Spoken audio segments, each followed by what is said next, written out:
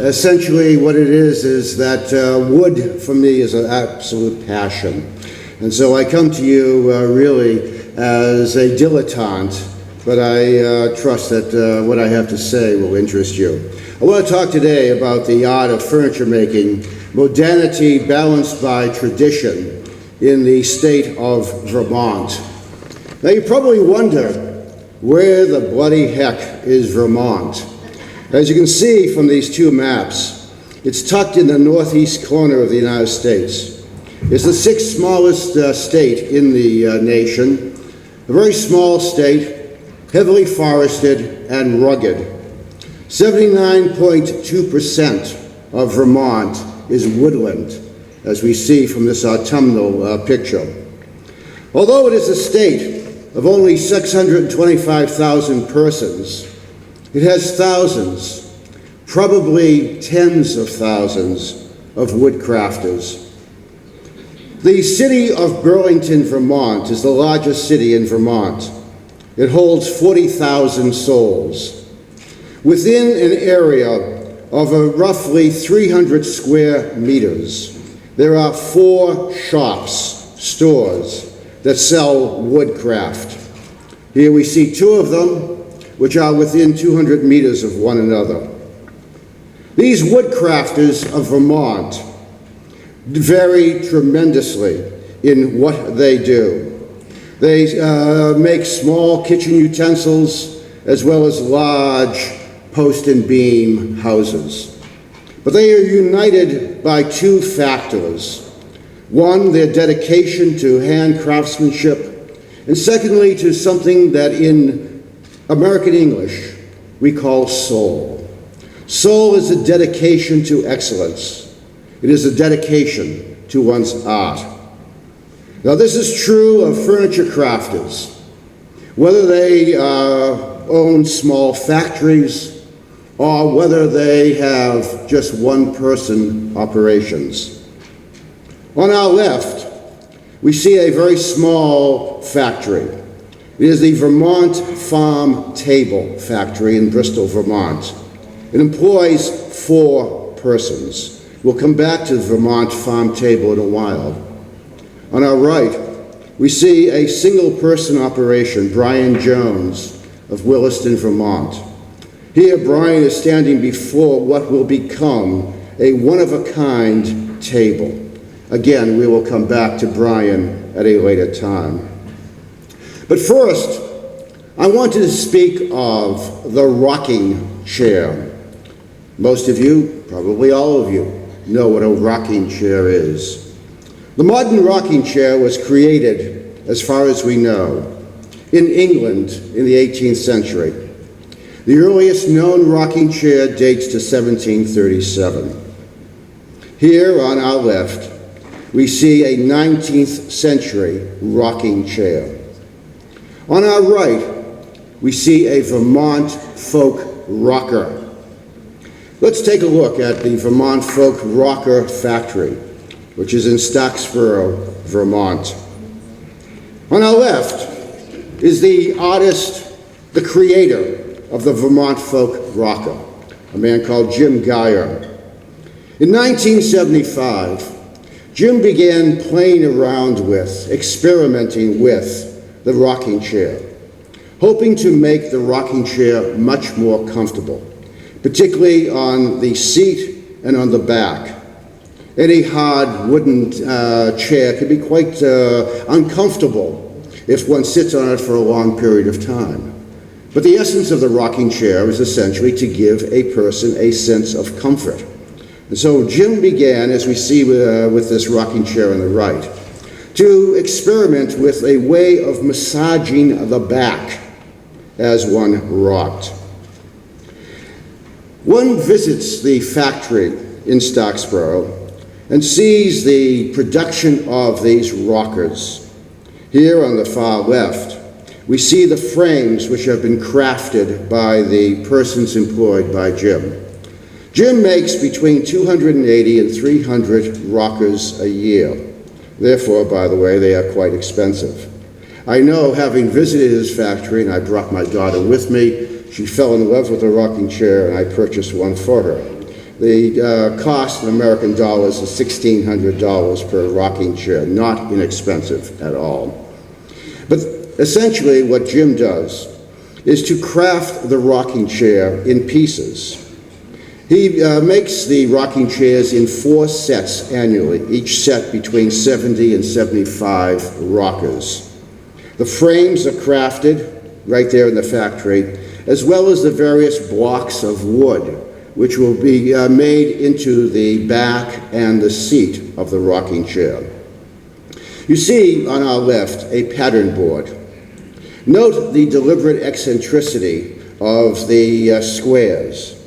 That means that essentially each square will be placed in a particular place on the rocking chair so that there are no straight lines.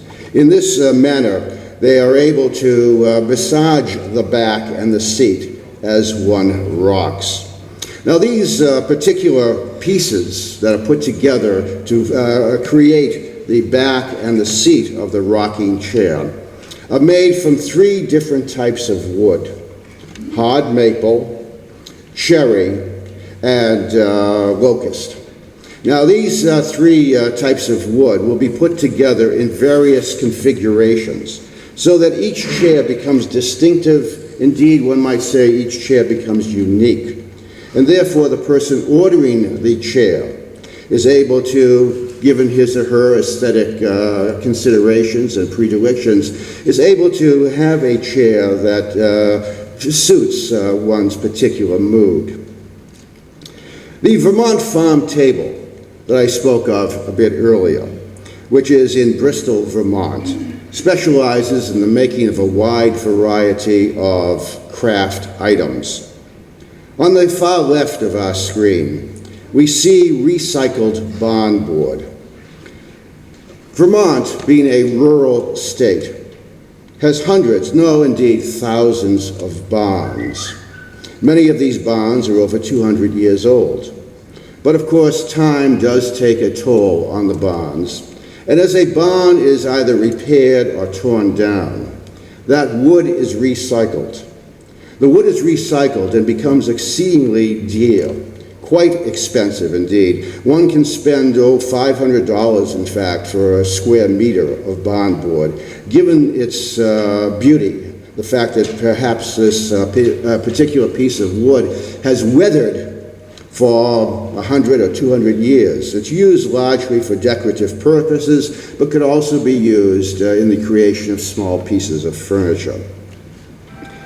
On our right, we see the interior of the factory, and one thing that seems to hold all of these crafters in common is the fact that they believe in having fun while they work.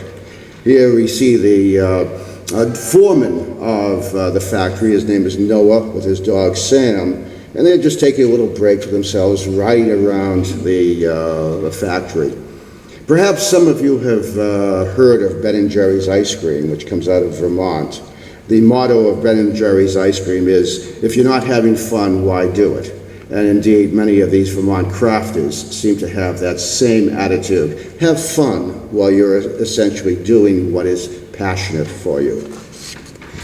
Now, although the Vermont farm table makes a wide variety of craft items, it does have a specialty. It specializes in modern variations on traditional Shaker furniture.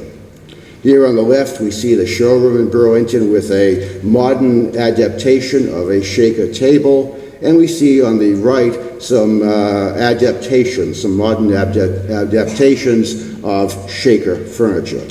And you probably ask yourself, who are the Shakers? Well, the question is, who were the Shakers? They're no longer with us. The Shakers were a 19th century religious cult in the United States, largely in the northeastern portions of the United States. They were dedicated to a life of absolute total simplicity and a total rejection of modern technology. They became very well known in the 19th century for their crafting of simple, functional, and yet quite beautiful pieces of furniture. Here we see a 19th century Shaker chair. Notice the beautiful lines of that chair.